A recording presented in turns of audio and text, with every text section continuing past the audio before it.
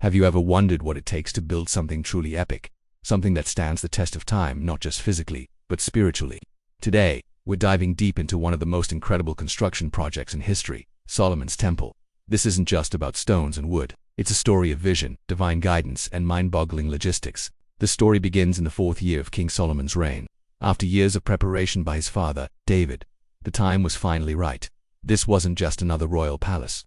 The temple was meant to be a permanent home for God's presence among his people, a central hub for worship and community, and a symbol of their covenant. The mission was clear, but the execution, that's where things get really fascinating. Imagine a construction project so massive, so sacred, that the sound of hammers, chisels, or any iron tool was forbidden on site. That's right, it was a silent build. All the stones were quarried and perfectly shaped miles away before being brought to Jerusalem. This silence wasn't just for peace and quiet. It symbolized reverence, a sign that this was holy ground. It represented meticulous preparation and a deep respect for the sacred task at hand. While destruction is often loud and chaotic, this act of creation was peaceful and deliberate, reflecting a divine order. The sheer scale of this project is hard to wrap your head around. We're talking about a structure 90 feet long, 30 feet wide, and 45 feet high, a significant building for its time, but it was the materials that truly set it apart. Solomon used the finest resources available. The interior was lined with fragrant cedar wood, and much of it was overlaid with pure gold. This wasn't just for show. The gold and cedar were meant to reflect divine glory and create a space worthy of God's presence. At its very heart was the Holy of Holies, the most sacred chamber, which housed the Ark of the Covenant. So how did Solomon pull this off? Through brilliant resource management and international collaboration, he formed a strategic partnership with Hiram, the king of Tyre. Hiram was a master of his craft and controlled the legendary Cedars of Lebanon. In exchange for annual supplies of wheat and oil, Hiram provided not just the timber but also his most skilled craftsmen. This collaboration was crucial, ensuring that the temple was built with the highest quality materials and expertise. Solomon's foresight in securing these resources was a masterclass in project management. Now, let's talk about the workforce. This was an operation of monumental proportions. Solomon conscripted a massive labor force. Picture this: 30,000 Israelites were sent to Lebanon in rotating shifts.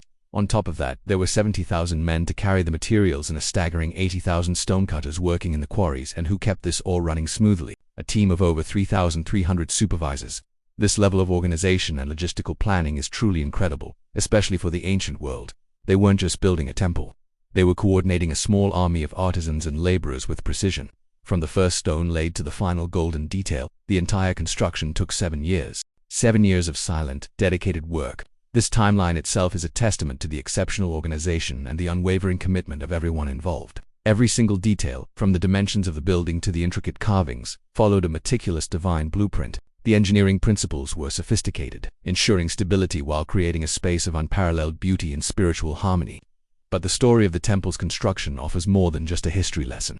It carries a powerful spiritual metaphor that resonates even today. The idea of building in silence is a profound one. It suggests that true spiritual growth often happens not in the midst of noise and fanfare, but in quiet reflection and communion with God, just as the stones were prepared away from the sacred site. Our own spiritual preparation often happens in the quiet moments of our lives.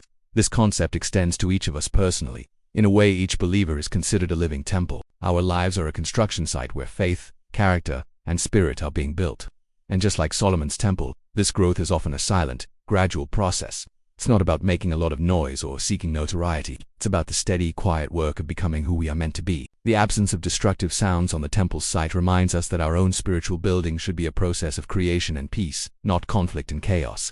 The artisans who worked on the temple played a vital role not just in construction, but in the community's spiritual life. Their craftsmanship was a form of worship, their skills a contribution to a shared sacred purpose. This highlights the importance of using our unique talents and abilities for a higher good, contributing to something larger than ourselves. The preservation efforts and the enduring legacy of ancient temples show us how these structures continue to inspire awe and reverence thousands of years later. They are a physical reminder of the human capacity for devotion, creativity, and incredible feats of engineering. So, when we look back at the construction of Solomon's temple, we see a story on multiple levels. It's a story of architectural genius, logistical brilliance, and international diplomacy. But more deeply, it's a story about the nature of sacred work. It teaches us that creating something of true and lasting value requires reverence, quiet dedication, and meticulous preparation. It reminds us that the most significant progress, both in the world and within ourselves, often happens silently, away from the clamor of the everyday. It's a powerful lesson in how to build a legacy, one silent, perfectly fitted stone at a time. Thanks for joining me on this journey back in time. If you found this story as fascinating as I do, make sure to hit that like button and subscribe for more deep dives into history's most incredible stories. See you next time, and God bless.